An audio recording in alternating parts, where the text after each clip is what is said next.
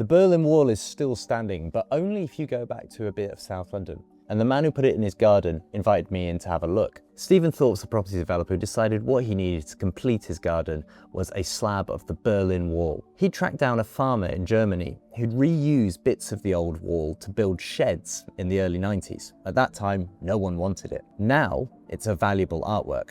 I'm Jim Waterson and I'm the editor of local news site London Centric. If you want the inside scoop on what's really going on in the capital, sign up to our newsletter. This is how hard it is to load a piece of the Berlin Wall into your garden. First it was delivered on a truck, then it was dragged through his garage, then they had to construct a way across the garden through muddy grass.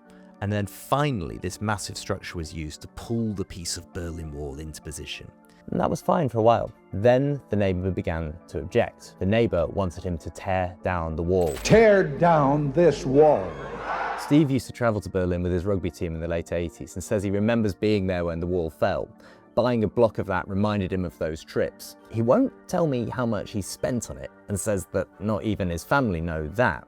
After a neighbour complained, Southwark Council issued a planning enforcement notice saying that he needed to apply for retrospective planning permission or face a fine of tens of thousands of pounds. Steve's going to fight it. He says that it's an artwork, he wants to have an open house, he wants to do leaflets that explain the history of the Berlin Wall to people and have locals come round and have a look at it. But for some people, it's just an ugly block of concrete rather than a thing that brings joy.